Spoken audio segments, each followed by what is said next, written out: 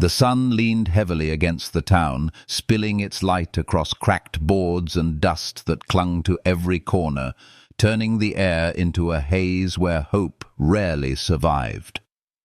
On the wooden platform in the center square, she stood barefoot, the rope biting into her wrists, her shoulders sagging under the weight of voices that rose like a cruel tide. Numbers echoed around her, numbers that were not her own, but the price of her existence, shouted by strangers with greedy eyes. She kept her gaze fixed downward, watching the rough grain of the wood beneath her toes, refusing to look at the faces that waited to consume her future. Every splinter pressed into her skin, but she welcomed the sting. Pain was familiar, predictable, almost comforting in its honesty. Fear, however, had long ago turned into numbness, a hollow ache where dreams used to live. The auctioneer barked words, his hand gripping her shoulder as though she were livestock, his tone slick with the practiced charm of a man who had sold too many souls. The crowd laughed, bargained, and spat numbers as if her life was a wager for their amusement. She whispered to herself, so softly the words seemed to vanish into the dust, "I'm not worth anything." The sentence was not a confession, but a shield, a way of making the humiliation bearable, as though repeating it could numb her against the truth she was forced to believe. Still, beneath her breathless despair, a fragile ember of something unspoken flickered, faint but alive. Then, amid the chaos of bidding, a silence fell. The crowd shifted uneasily, heads turning as if a wind had swept through them. A man stood at the edge, broad-shouldered, his hat shadowing most of his face. His clothes were plain, worn from labor, but there was an air around him that parted the noise like water splitting against stone. He said a number, clear, firm, and impossibly high. The auctioneer laughed, confused, until the realization sank in that no one else would challenge it. With a sharp crack of his gavel, the world shifted. She had been sold again, but this time something in the air was different, almost healing, almost merciful. She braced herself for the familiar roughness, the claim of ownership that always followed. But instead, the man approached slowly, pulling a knife not to harm, but to cut her free. The rope fell away from her wrists, leaving raw skin, but also a freedom she hadn't felt in months. He did not drag her down or force her to follow. He lifted his hand, offering it, his eyes steady and kind, a warmth she could hardly recognize. And for a heartbeat, she hesitated. Not from fear, but from disbelief that such gentleness could still exist in a world that had taken everything. The crowd murmured, unsettled by the strangeness of the gesture, their whispers thick with judgment, but the man did not waver. His hand remained steady, patient, waiting for her to decide. She stared at the calluses that told of hard years, of honest work, and the scars that spoke of battles survived. There was no demand in his eyes, only a quiet promise. She would never be forced again. Slowly, trembling, she placed her palm against his. His grip was firm, grounding her like the earth beneath shifting skies, and for the first time her steps were not pulled, but guided. He helped her down from the platform, steadying her when her knees buckled. The murmurs followed them, words she tried not to hear, voices calling him a fool, mocking the price he had paid. But beneath the sting of shame there was something else, an unfamiliar comfort, like a thread pulling her away from the darkness she had drowned in. He led her through the crowd with quiet strength, his presence shielding her from leering stares. and though she still kept her eyes low, each step felt like a breath of healing wind through the dust, whispering that maybe, just maybe, her life was not over. Beyond the town, the horizon stretched wide and unbroken, the air shifting into silence, where no one shouted numbers or treated her as property. The man untied his horse, offering her the stirrup with a simple phrase, "Your choice." The words rattled her, foreign and almost unbearable in their kindness. Choices had been stolen from her for so long that hearing them again felt like a wound reopening. She fought against her weakness, gripping the saddle, and with stubborn resolve pulled herself onto the horse. It was clumsy, painful, but hers. That small victory wrapped around her heart, warm and fragile, like the first healing touch after years of cold. He mounted behind her, careful, leaving space, his arms only reaching to hold the reins. No threats, no whispered cruelty, only the steady rhythm of hooves against earth. The sun pressed down on their backs, the land unspooling into endless hills, and the exhaustion she had carried like chains began to press her into his silence. He spoke his name, Boone Dalton, a rancher with land north of town, but asked nothing of hers, only promised she could tell him when she was ready.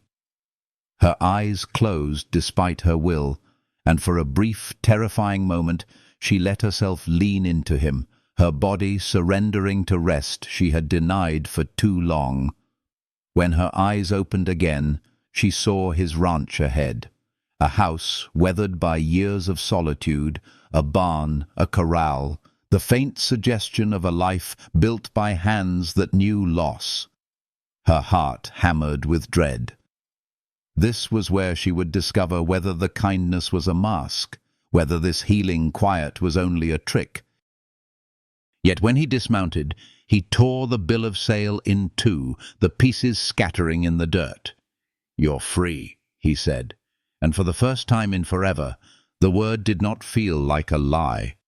She could not run, she could not trust, but she could step forward, one trembling foot at a time, into the threshold of something new. A story not of ownership, but of choice. And though she did not yet know it, this was only the beginning, the moment where despair cracked open and let the light bleed through. If this tender beginning touched your heart, let it guide you gently, like a healing wind, to leave a like, a comment, or subscribe so you can walk further into this story of broken souls finding warmth again. Each gesture from you keeps these tales alive, growing like quiet gardens in the dust. And now, with the night settling on the ranch and her fate hanging uncertain, the journey continues into what lies behind his door, and whether trust can grow where hope was once destroyed. The house smelled of wood smoke and silence, the kind that lingered even in summer when the hearth was cold. She stood at the threshold, unsure if stepping inside would make her captive again, but her legs, trembling and exhausted, carried her forward. The wooden floor was cool beneath her bare feet. The main room was sparse but ordered, a table with 2 chairs, a shelf with carefully stacked tin plates, a worn rocking chair in the corner. It felt more like an echo of a home than a home itself, a place where life had once thrived, but now only habit remained. He gestured toward a smaller room at the side. The door opened into a space with a narrow bed covered in a faded quilt, a small table with a basin and pitcher, and, most importantly, a bolt on the inside of the door. She touched the cool metal, disbelieving at first. A lock that kept her safe, not trapped. A place where she could close the world out, even if just for a night. She slid the bolt across and felt the click resonate deep inside her, like a healing balm soothing a wound she didn't realize was still bleeding. For the first time in months, she was alone by choice. The bed creaked softly as she lowered herself onto it, her muscles sore from standing, her wrists raw where the rope had cut. The quilt smelled faintly of lavender, long dried but still lingering, a ghost of comfort from someone who once cared enough to hang herbs by the window. She pulled her knees to her chest, arms wrapping tight around them, and waited for the trick, the moment when he would reveal himself as no different than the rest. But the house stayed quiet. No footsteps approached her door. Only the distant creak of a chair, the faint shuffle of him moving through his own rhythms. When the knock came, her heart leapt violently, but his voice was low and steady, muffled through the wood. "I'm leaving food here. Water, too." "Take it when you want." His footsteps retreated after that. No demand, no order, only space. She waited until the silence stretched, then slid the bolt back cautiously. On the floor outside, a plate of bread, dried meat, and cooked vegetables sat beside a cup of water. She carried them into the room, relocking the door at once, her body still coiled with the habit of fear. She ate slowly, forcing herself not to devour it all at once. The water was cool, clean, sliding down her throat like relief itself. Later, when exhaustion dragged her under, she did not dream of fire or chains as she had for months. Her sleep was broken by small startles, the cry of a night bird, the shifting of wood as the house settled. But each time she woke, the bolt was still secure, the silence still unbroken. It was not peace, not yet, but it was the first step toward it. Healing rarely arrived in sweeping gestures. It came in tiny mercies, like the feel of a door lock sliding into place under your own hand.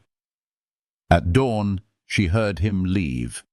His boots scuffed against the dirt outside, then faded toward the barn. When she opened the door, another plate waited, eggs, bread, and a piece of fruit she had never tasted before. A note lay beside it, written in uneven but careful letters.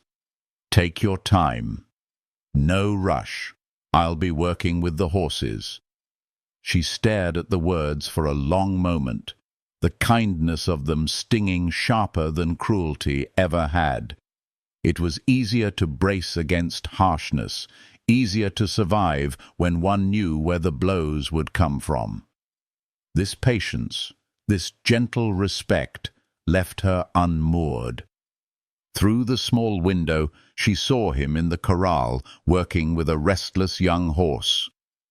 The animal circled away, tossing its head, kicking up dust, but he did not chase it, did not shout or force. He stood with one hand extended, still, steady, waiting for the creature to come to him. She recognized herself in that horse, wild, broken by cruelty, distrustful of even the simplest gesture. Watching him, her throat tightened. Patience was a language she had forgotten existed, a healing kind of silence that gave her the choice to approach or not. Hours slipped by. She remained inside, never once seeing him glance toward the house. He worked without seeking her eyes, without trying to coax her closer. That, more than anything, unsettled her. It meant he meant what he said. She was free. The word rattled inside her like a stone in an empty bowl, sharp and heavy, yet impossible to let go of. When Clara came riding across the pasture, Ayana's chest tightened. Another stranger. A woman this time, sharp-eyed and direct. She dismounted, spoke to Boone, pointed toward the house. Ayana froze at the window, fear clawing its way back through her body. This was it, the betrayal, the handoff. But Boone shook his head, his body language calm but unyielding. the woman argued, her voice carrying even though the words were indistinct. Again, he shook his head. Protective. Final. When she mounted her horse and rode away, Boone stood alone, shoulders tense, then turned back to the skittish colt without ever glancing toward the window. Ayana sagged against the frame, her body trembling with confusion. He had defended her. She had not asked him to. She had not believed anyone ever would. Still, she told herself not to trust. Not yet. Trust was a luxury, as dangerous as any weapon. And yet, when evening came, and she saw him place another plate by the door without a word, her heart ached in ways she could not explain. That night, she unbolted the door more quickly than before. She retrieved the food, ate at the table instead of crouched on the bed, and for the first time allowed herself to look at the empty chair across from her, as if imagining what it might feel like to share a meal, not out of fear, but out of choice. The silence of the house wrapped around her not as a prison, but as a kind of gentle healing. She knew it would take time to trust it fully, but she also knew, deep in the marrow of her tired bones, that something was shifting. Days passed in this rhythm, his quiet offerings, her cautious steps towards something she barely dared to name. Each plate of food, each absence of demand, each moment where he treated her not as property but as a person, added weight to the fragile possibility that maybe life could hold more than survival. And when at last she spoke her name, Ayana, for the first time since that terrible auction, she did not whisper it like a secret. She spoke it to him, steady though soft, and in his eyes she saw no ownership, only acknowledgement. That was how healing began, not with grand declarations, but with the simple courage of naming oneself and the gentle respect of being heard. Outside, the summer winds rustled through the grass, and the sky stretched wide above the ranch. Tomorrow would bring more questions, more moments where fear and hope collided. But for tonight, she sat in a chair, the quilt wrapped around her shoulders, and allowed herself one quiet truth. She was still here, still breathing. And perhaps finally, she was beginning to heal. The story did not end in that silence. It was only bending, turning toward something deeper, where wounds and kindness would meet again, and where choices yet to come would decide whether she could step fully into the life waiting just beyond her fear. The morning rose with a pale gold light, spilling over the horizon and softening the edges of the land. The ranch stirred quietly, the barn doors creaking as Boone led out the horses, his movements deliberate and unhurried, like a man who had long ago learned that rushing rarely solved anything. Ayana watched from the window, her breath fogging the glass as she studied him with wary fascination. He did not glance back toward the house. He did not check to see if she was watching. He simply worked, feeding, brushing, checking the fences, while the steady rhythm of his care wrapped itself around her like a soft, unexpected blanket of healing. She pressed her palm against the cool glass, realizing with a jolt that she could breathe here in a way she hadn't been able to in months. It wasn't freedom yet. It was too fragile, too untested, but it was something different from the cages she had known. When she stepped outside, the air carried the sharp scent of sun-warmed hay and the faint sweetness of earth. She lingered near the garden, where weeds choked the dry soil. Without thinking, she knelt and began pulling them free. The movement stirred memories of her mother's hands, strong and sure, guiding hers when she was a child.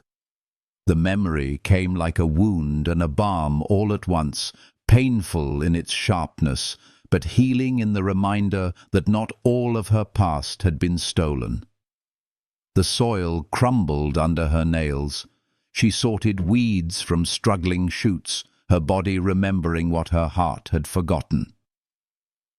Time passed without notice until a shadow moved across the ground.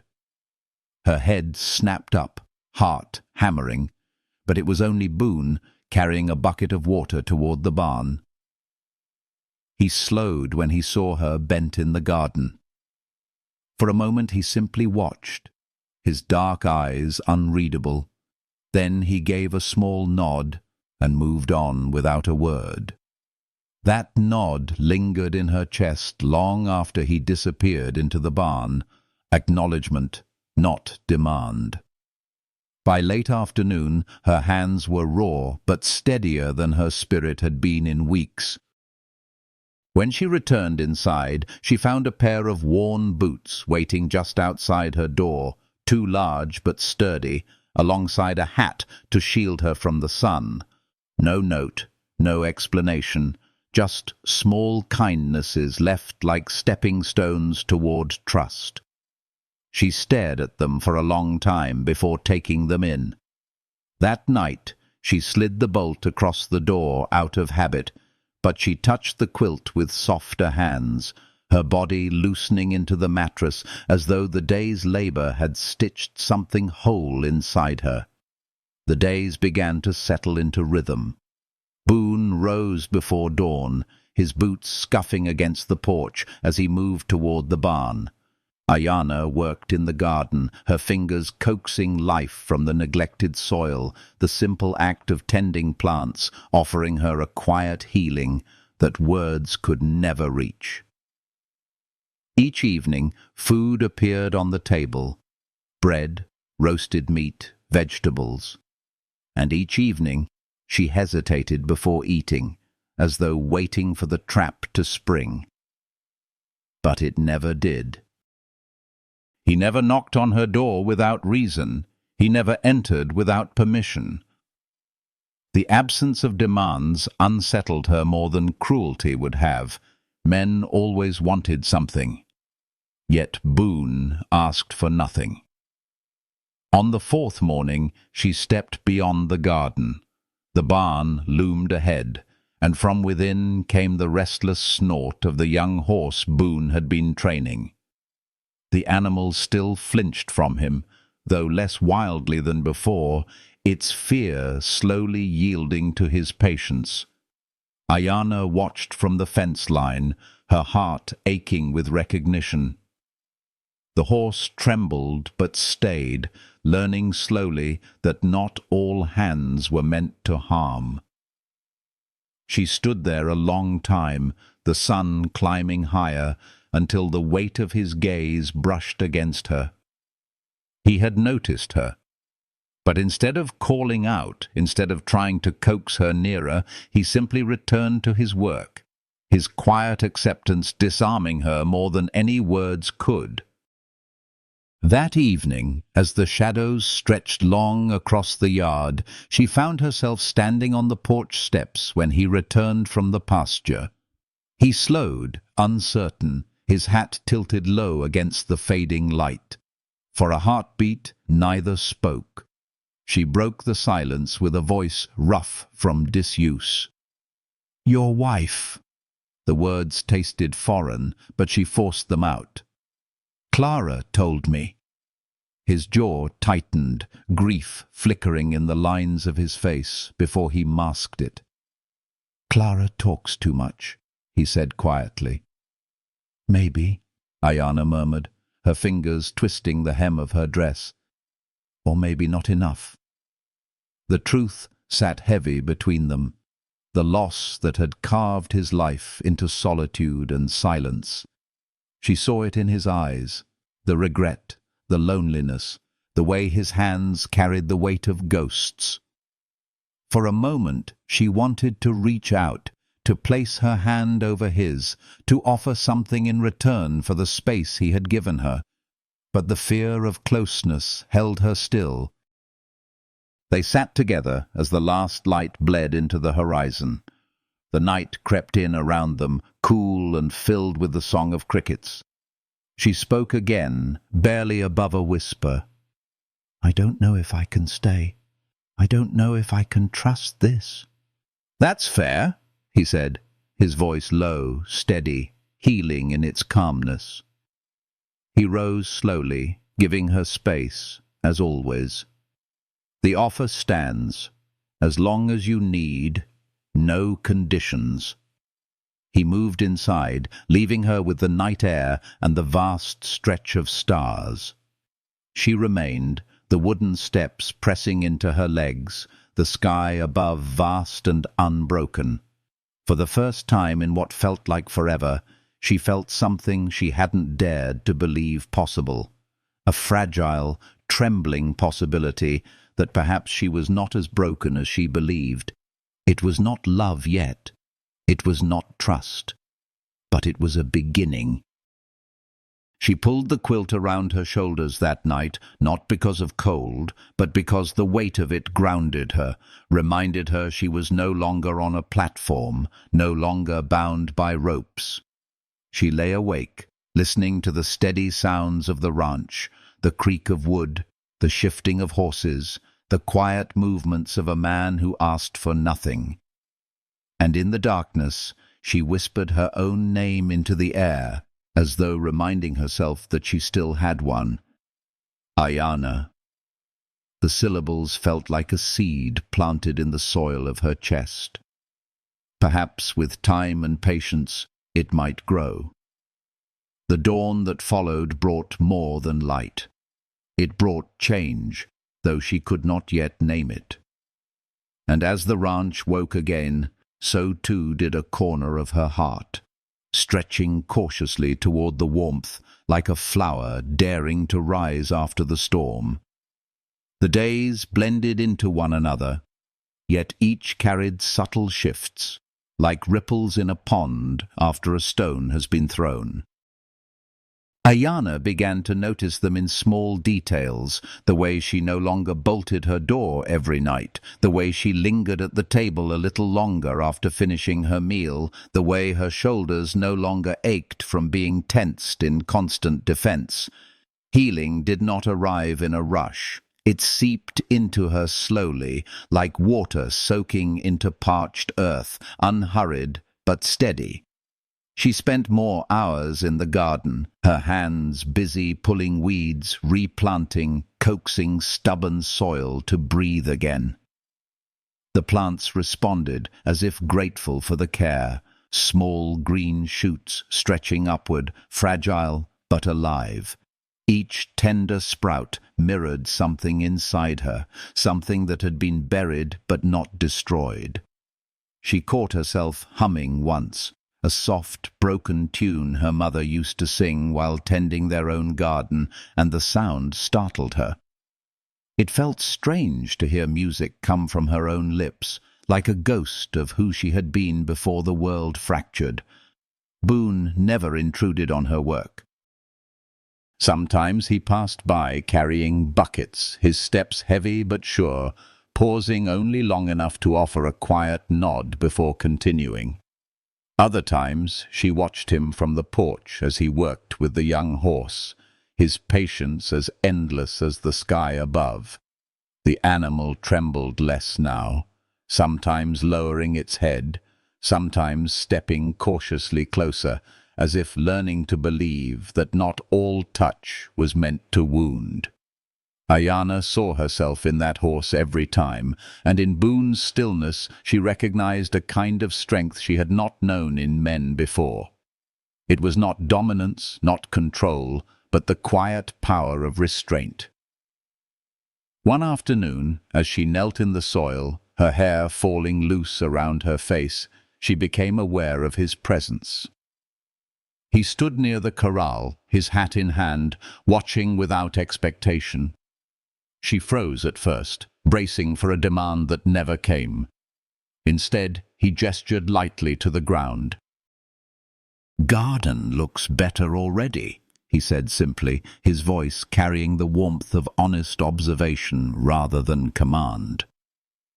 She said nothing, only lowered her eyes back to her task, but something unknotted inside her chest. That night, when she returned to her room, she found a pair of socks folded neatly by the boots he had given her. A small kindness, quiet, healing in its simplicity. It was Clara who came again, her arrival a flash of dust on the horizon.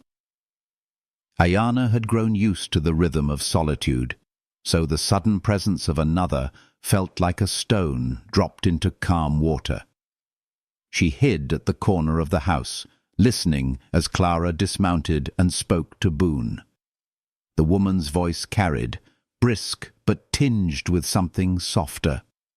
She spoke of his past, of the wife he had lost in childbirth, of the baby who never took its first breath. The words struck Ayana like a cold wind. She thought of the untouched room, the careful order of the house, the way Boone slept on the floor instead of in his own bed. Grief had carved him into silence, just as captivity had carved her into fear. When Clara rode away, Ayana remained hidden, her mind tangled with the truth. She understood him now in a way she hadn't before. His patience was not a mask. It was born of loss, of the desperate need to do better when he could not undo what had already been taken from him. That evening, she chose to sit on the porch when the sun lowered and painted the land in shades of fire and gold. When Boone returned, sweat darkening his shirt, dust clinging to his boots, he slowed at the sight of her waiting. "Your wife," she said quietly. "Clara told me." The silence between them thickened. Pain flickered in his eyes before he turned them away, jaw tight. "Clara talks too much." "Maybe," Ayana replied, her voice careful. "Or maybe not enough." The truth settled between them, fragile but undeniable. They sat in silence as the crickets began their song, the dusk folding around them like a blanket. Finally, she whispered, "You don't have to save me to make up for losing them." His voice was rough when he answered, low and steady. "I know, but I can't undo the past. I can only try to do better by the people still here." "I'm not her," Ayana said, her hands twisting together, her chest aching at the vulnerability of saying it. "I know," he replied, the certainty in his tone steady as stone. Something inside her softened then, not trust, not yet, but recognition. Two broken lives, each carrying their scars, sitting side by side as night rose around them. The cool air brushed against her skin, the sounds of the ranch settling into stillness, and for the first time she felt the weight of her fear shift. It did not disappear, it never did, but it grew lighter, as though his presence carried part of it for her. Later that night, when she slid the bolt across her door, she hesitated. Her hand lingered on the metal, her breath caught in her chest. Slowly, she left it unfastened. It was a small act, invisible to anyone but herself, but it meant everything. She crawled beneath the quilt, the scent of lavender wrapping her like a memory of safety, and closed her eyes to the sound of the wind moving gently through the eaves. For the first time in so long, she did not dream of chains or fire. She dreamed of soil, of green sprouts pushing through the earth, of healing gardens growing where only weeds had been. Dawn came softly, a pale light spilling into the room. She rose, her body sore but steady, and stepped outside barefoot. The earth was cool against her skin, and the sky stretched wide, unbroken. Boone was already at work, his figure bent over the fence line, steady as always. She watched him for a long time before turning back to the garden, her hands sinking into the soil once more. And though she did not speak it aloud, a quiet thought took root in her heart. Maybe this place was not just a stop on her way to somewhere else. Maybe, if healing continued to bloom as it had begun, it could become something more. The days ahead would test that fragile beginning. Pain, danger, and old shadows had not vanished. But for now, in the hush of the ranch, in the warmth of the rising sun, Ayana felt the first fragile shape of belonging stir in her chest, like a bird daring to sing after a long silence. And from that song, a new chapter would begin. The morning broke sharp and bright, the kind of light that made the land look endless and honest. Ayana had grown accustomed to the rhythm of days here, the quiet offering of food, the unspoken permission to rest, the sight of Boone working with the horses as though patience was the only language he trusted. But that morning was different. The stillness carried a weight she felt in her chest before she even stepped outside. The young horse in the corral snorted and danced uneasily, as if it sensed what was coming before she did. It was not long before she saw the riders. 3 figures appeared on the horizon, dust rising beneath their hooves, each shape carrying the threat of memory. As they drew closer, Ayana's heart constricted. She recognized one of them instantly, Malachi Vaughan, the man whose eyes at the auction had promised nothing but cruelty, the man who had wanted to own her and had been denied. The memory of his voice, sharp and mocking as he bid, clawed back through her. But this time she was not on a platform. She was not bound. Still, the fear rooted itself deep inside, whispering she was about to be dragged back into the darkness she had barely escaped. Boone stood already on the porch, leaning against a rough crutch he had fashioned from an old fence post, his leg still stiff from the injury he had taken days before. His face was steady, his jaw hard as stone, but Ayana saw the strain in the tightness of his grip. He had known they would come. He had prepared for it in silence. "Get inside," he said quietly when she reached him, his voice low but certain.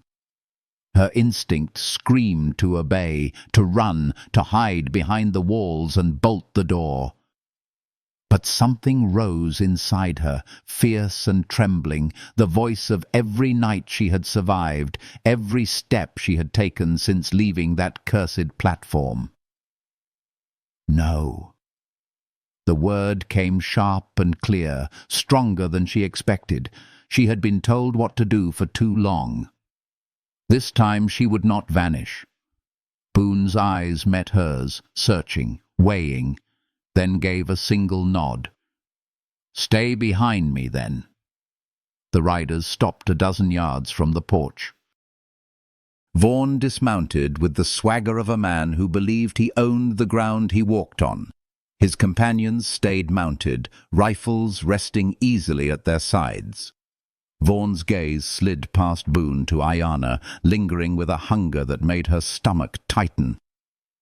"Dalton," he drawled, his voice thick with mockery. "Heard you had an accident. Shame about that. Must be hard running a place like this when you can barely stand." Boone's hand tightened on the crutch, but his tone was even. "What do you want, Vaughan?" Vaughan's eyes flicked to Ayana again, sharp as a blade. "Just being neighborly. Checking on your purchase. Making sure she's being treated proper. There are laws about these things, you know. Ownership, responsibility." His smile twisted. "If you're not up to the task, I'd be willing to take her off your hands. Double what you paid." The words burned like acid, the reminder that somewhere in ink and paper she was still considered property. Boone's jaw worked, his voice hard. "She's not for sale." Vaughan chuckled, shaking his head. "Everything's for sale, Dalton. You're just not motivated enough yet. Running this ranch alone, crippled, with an extra mouth to feed, that's poor business. You'll come around." Ayana felt her chest tighten. She had heard these words before, always from men who believed they owned her fate. Rage surged through her veins, bright and hot, stronger than the fear. She stepped out from behind Boone, her voice cutting through the heavy air. "You have no right to speak about me. You don't understand anything." Vaughan's gaze fixed on her, predatory and cruel. "So, she talks. Good. Makes things more interesting." "Leave," Boone said, his tone suddenly deeper, sharper, carrying the kind of weight that made even Vaughan's smirk falter. "Or what?" Vaughan sneered. "You can barely walk. You think you're going to stop me?" "Stop us?" He gestured to his armed companions, arrogance dripping from every word. "Here's what's going to happen. You'll be reasonable. Sell her to me for a fair price, or we'll come back when you're alone and take her anyway." Ayana's heart hammered, but she stood firm, her chin lifting. "I'm not going anywhere with you." His smile vanished, his eyes turning cold. "Girl, you don't get a choice. That's the whole point." "Yes, she does." The voice came from behind them. Clara rode up with a small group of ranchers at her side, 5 more riders armed and watchful. Dust trailed behind them like a banner of defiance. Clara dismounted, walking to stand beside Boone and Ayana with her chin high, her presence solid as stone. "We heard you might be paying Boone a visit, Vaughan," she said, her voice calm but cutting. "Thought we'd stop by too." "Make sure everything stayed civil." The other ranchers shifted, their hands resting casually on rifles, their expressions leaving no doubt where they stood. Vaughan's mouth tightened, his calculation visible in the way his eyes flicked over the numbers, the odds shifting against him. "This isn't over," he spat finally, climbing back into his saddle. "Auction records say Dalton owns her. Paper doesn't burn so easy. One day he'll sell her. They always do." He jerked the reins, his men following as they rode off, the dust from their departure hanging heavy in the air. Clara watched them go, her hand resting on the hilt of her pistol before turning to Boone. "He's not wrong about the papers. Records exist. If he presses it, there could be trouble." "I'll burn every record if I have to," Boone muttered, his voice a growl. "There's a simpler solution," Clara said, her eyes shifting to Ayana. "You could leave, head north, change your name, start over somewhere no one knows you. Then you'd be free, really free." The suggestion hung in the air, heavy as stone. Ayana stared at Clara, then at Boone, then at the land stretching out beyond the ranch. Weeks ago, she would have leapt at the chance to run, to vanish, to build a new life far from the reach of men like Vaughan. But now, with her hands still stained from the garden soil, her heart still raw from fear, yet strangely steady beside the man who had torn her chains, the thought of leaving felt wrong. Her voice was soft but firm, carrying more weight than she expected. "No, I'm staying." Boone turned sharply toward her.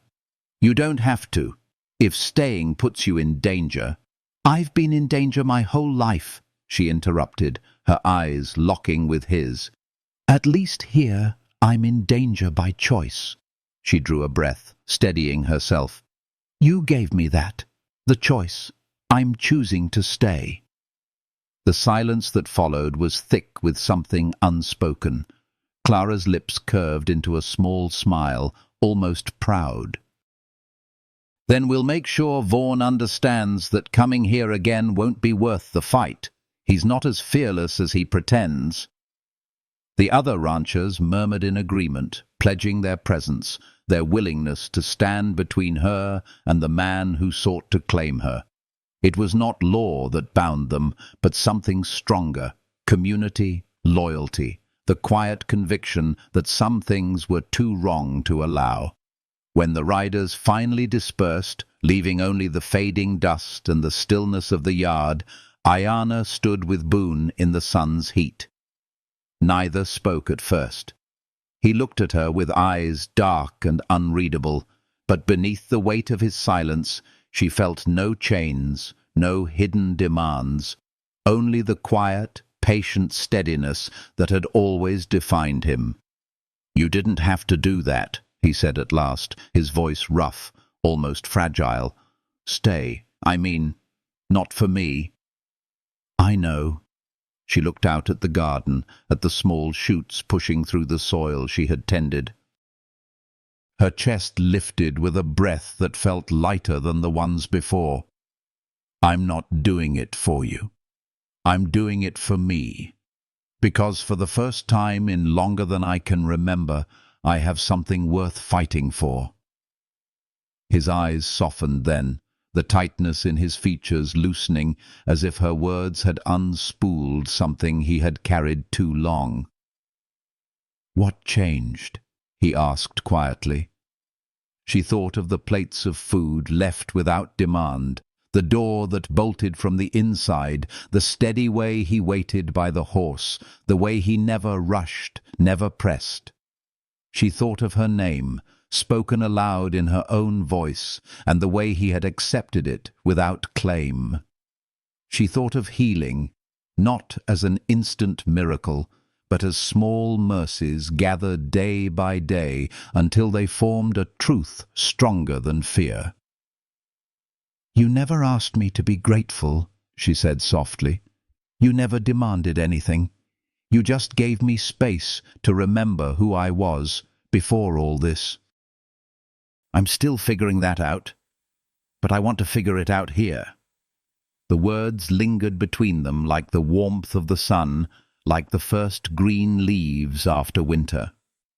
Boone nodded once, slowly, as though sealing a vow. "Then you'll stay as long as you want. No conditions." "No conditions," she echoed, and for the first time the words did not frighten her. They healed. The wind carried the scent of grass and dust. The garden breathed quietly at her back, and in the silence that followed she felt something inside her shift. Not the end of fear, not yet, but the beginning of trust. The kind that could grow if tended, like the soil beneath her hands. And with that beginning, the story turned again toward the slow, fragile possibility of love. The days after Vaughan's visit unfolded with an uneasy stillness, as though the land itself was holding its breath. Ayana felt it in the way the air seemed heavier, in the way every creak of wood or distant hoofbeat sent a rush of tension through her chest. Yet within the quiet hours she found herself moving differently, her steps no longer only shaped by fear. She rose in the mornings to tend the garden, the soil softening beneath her fingers as if it welcomed her care, and she began to feel that her presence here mattered. Each sprout that pushed through the dirt seemed to whisper back that survival could give way to growth, that healing could be coaxed from even the harshest ground. Boone worked as best he could, despite his injured leg. His limp was pronounced, each step marked by the stubborn weight of his refusal to yield. Ayana watched him from the porch, frustration rising in her chest as he tried to push through chores he should not have been doing. When he stumbled once, his face tightening against the pain, she felt her breath catch, not with fear of him, but with something sharper, the fear of losing him. Without thinking, she left the porch, crossing the yard quickly. "You shouldn't be doing this," she said, the firmness in her voice surprising even herself. He met her gaze, his jaw set, sweat glistening against his temple. "The ranch doesn't run itself." "The ranch can wait," she countered, kneeling to steady the bucket he nearly dropped. "Your leg can't." She touched his arm, light as a whisper, and felt the rigid tension in his body. He could have pulled away, could have insisted on bearing the weight alone, but instead he let her take the bucket from his hand. The trust in that silence was more binding than any words. That evening, when she brought food to the table, he tried to rise and help, but his leg betrayed him. She caught him before he fell, her smaller frame straining under his weight. He looked at her then, really looked at her, as though seeing not just the woman who had been torn and sold, but the woman who stood steady against his stubbornness. "You're stronger than you think," he murmured, almost to himself. The words echoed in her long after, threading through her like a healing current. Stronger than you think. For so long she had believed strength meant silence, meant surviving cruelty without breaking. But this was different. This was choosing to stay, choosing to care, even when every instinct told her to run. The next morning she gathered herbs from the edge of the garden, her mother's voice guiding her in memory. She crushed the leaves, soaking them in cool water, and wrapped his swollen ankle with the mixture. He watched her work, his eyes shadowed with both pain and curiosity. "You know healing," he said softly. "My mother taught me," she replied, the admission spilling out before she could stop it. She had not spoken of her mother in so long, not aloud, not to anyone. The words ached, but they also soothed. Boone only nodded, saying nothing more, but the quiet respect in his gaze told her she had shared something valuable, something safe. For days she took over his chores. She fed the horses, hauled water to the troughs, even moved the cattle with cautious determination. The work left her muscles trembling at night, but she welcomed the ache. It was different from the pain of chains, different from the sting of cruelty. This was a labor that gave back, grounding her, reminding her body that effort could build rather than destroy. When she returned from the pastures, her hair damp with sweat, her dress streaked with dust, Boone would be waiting on the porch, his leg propped on a stool, his eyes following her with a quiet pride he did not speak aloud. On the third evening she found him trying to stand without the crutch, his face pale from the effort. She reached him just as his leg gave out. He stumbled against her, his weight nearly dragging them both down, but she braced herself, her arms locking around him. Somehow she managed to hold him upright, and when his eyes met hers, there was no wall, no mask, only gratitude. Only the raw truth of two people who had both carried too much. "Stubborn," she said, breathless, her lips curved despite herself. "So are you," he replied, a faint smile tugging at his mouth. The moment lingered, suspended between them. She could feel the warmth of him, the strength muted by injury, and for the first time she did not flinch from closeness. His hand brushed hers as she steadied him back into the chair, and the contact felt like a promise. Unspoken, healing, fragile, but real. That night she left her door unbolted again. She lay in bed, listening to the sound of him moving in the other room, the quiet rustle of blankets, the creak of the house settling into night. Each sound, ordinary and steady, wrapped around her like a lullaby. When her eyes drifted closed, she dreamed not of chains, but of gardens, of horses, of a voice telling her she was stronger than she thought. At dawn, the horizons stretched wide, painted in hues of rose and gold. Ayana stepped outside with a pail of water, her body sore but steady, her spirit shifting in ways she barely understood. Boone was there, leaning on his crutch, watching her with eyes that spoke without words. She realized then that they were no longer two strangers bound by circumstance. Something had rooted between them, fragile as the new shoots in her garden, but alive nonetheless. The days ahead would bring more trials, shadows from the past, dangers that still lingered beyond the horizon. But for now, standing in the soft light of morning with the soil cool beneath her feet and his steady presence at her side, Ayana felt the stirrings of a future she had never dared to imagine. Not safety, not certainty, but the slow, patient weaving of trust. And in that weaving, the promise of something far stronger than chains, the possibility of love. The weeks slipped by like water over stone, reshaping the edges of their lives without either of them fully realizing it. Summer's heat began to mellow into cooler mornings, the kind that made breath visible and carried the scent of dry grass and earth.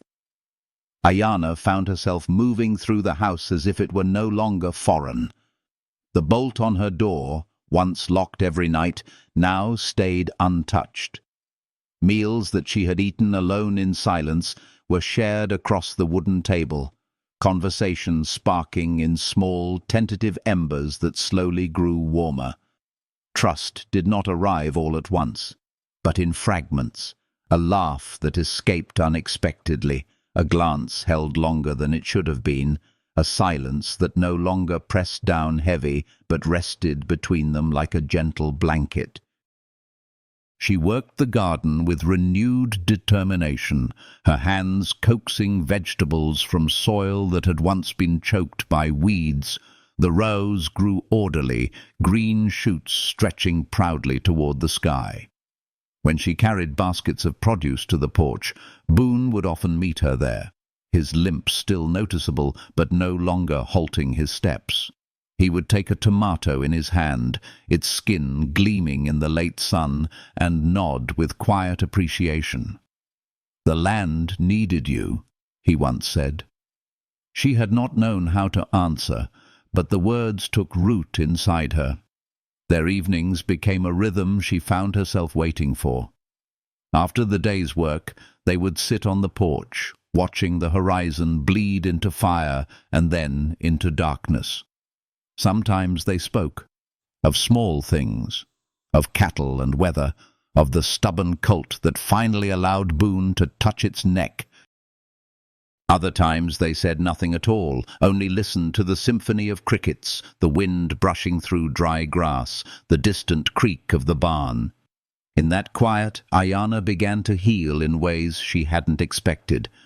The silence, once suffocating, had become companionable, like an embrace made of air and sky. One evening, when the stars were spilling across the heavens in a river of silver light, Ayana spoke. Her voice trembled, but did not break. "Tell me about her, your wife." Boone's hand stilled on the piece of wood he had been carving, his shoulders heavy with the weight of old memory. For a long moment she thought he would stay silent. But then his voice came, low and rough.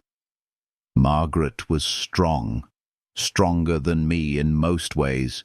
She could rope a steer, mend a fence, birth a calf. But she was gentle too. She saw good in people, even when they didn't deserve it." His eyes, shadowed with years of grief, glistened faintly in the starlight. "She was happy when she found out she was expecting, made plans, spoke names aloud, dreamed bigger than this land could hold. But the labor was too long. By the time I knew something was wrong, by the time I got her to a doctor, it was too late. I lost them both before we even made it halfway to town." His words fell heavy, and the silence afterward was deeper than any they had shared. Ayana reached across the space between them and laid her hand over his. It was the first time she had offered touch willingly. His hand was warm, calloused, trembling faintly under hers. "You couldn't have known," she said softly, her voice like water smoothing stone. "That's what everyone says," he murmured, eyes fixed on the dark land stretching out before them. "Doesn't make it easier to believe." She squeezed his hand, not letting go. "When you saw me on that platform, you saw someone you could help. You wanted to save me."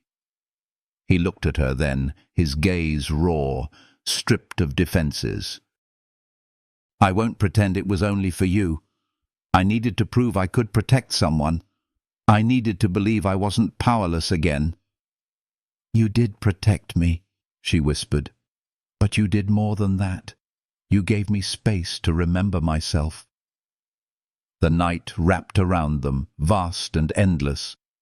They sat with their hands still joined, the stars above like witnesses to something fragile and new. For the first time since the nightmare of her capture, Ayana felt that she was not just surviving, she was beginning to live again. Later, in the quiet warmth of the house, she spoke of her mother, of the village taken by men who claimed the right to drive them from their land, of the violence that followed, of her mother's desperate attempt to shield her. The words poured out like a river breaking through a dam, harsh and raw, but once spoken, they left her chest lighter. Boone listened without interruption, his eyes wet with unspoken grief, and when she finished, he whispered, "You survived all of that. You're stronger than you know." She leaned against him then, her head finding its place against his shoulder, and for once she did not fight the closeness. "I don't feel strong," she confessed. "Surviving when you feel destroyed, that's the greatest strength of all," he replied. His arm stayed at his side, steady, never forcing, but his presence was enough to steady the storm inside her. That night, before retreating to her room, she turned to him, her voice trembling with honesty. "I don't think I can fall in love again. Not the way people expect. That part of me, it feels broken." His eyes held hers with the steady patience she had come to know so well. "I understand," he said. "I'm not sure I can either. Losing someone, it changes you. The fear of it happening again, it never leaves." She thought he would turn away, withdraw into grief, but instead he reached for her hands. "But I care about you. I trust you, and I want to build something here with you, whatever shape it takes, even if it's not what others call love." Her throat tightened, tears blurring her sight, but they were not the tears of despair. "Then let it be that," she whispered. "Something ours, something real." He smiled then, a small, genuine curve of his mouth, the first she had ever seen that wasn't shadowed by sorrow. "That sounds perfect to me." She pressed his hands to her chest, feeling the beat of her own heart beneath his calloused palms. "I used to believe I wasn't worth anything," she said, her voice breaking. His grip tightened gently, firmly. "You're worth everything," he answered, "and I'll spend the rest of my life proving it, if you'll let me." In his words, she heard no chain, no demand, only promise. A promise of respect, of partnership, of healing shared. The night deepened, the house warm with the scent of wood and lavender, and for the first time she believed a future could be built, not from what they had lost, but from what they could grow together. Outside, the wind whispered through the fields, carrying with it the smell of soil, of horses resting in the barn, of life continuing. Ayana stood in the doorway of her room, looking back at Boone, and she felt a fragile truth blossom inside her. The pieces of her brokenness no longer felt like an end. In his presence, they felt like the beginning of something whole. And as she closed the door behind her, leaving it unbolted once more, she understood. He had not only given her freedom, he had given her the space to choose, to heal, and to hope. Tomorrow would come with its shadows, but tonight she let herself believe in the warmth of possibility. The air shifted with the slow turning of seasons, summer folding into autumn, the nights crisp and edged with the scent of wood smoke. The ranch no longer felt like a place of exile to Ayana. It had grown into a rhythm, a sanctuary where the hours stretched gently and work filled the spaces once occupied by fear. Each morning she rose before the sun fully crested the horizon, slipping into the garden while dew still clung to the leaves. The soil responded to her care, the rose flourishing, blossoms turning into fruit and vegetables, a living testament to the healing she had begun to weave inside herself. Boone moved more steadily now, his limp permanent but softened into something he wore without shame. She had grown used to hearing his boots across the porch, the sound no longer sharp or startling, but grounding, like a heartbeat steadying her own. He worked with the cattle, checked fences, and sometimes paused at the edge of the garden to watch her hands move through the soil. He rarely spoke in those moments, but when his gaze met hers, the silence between them carried more tenderness than words could hold. They had grown into a partnership neither of them had expected.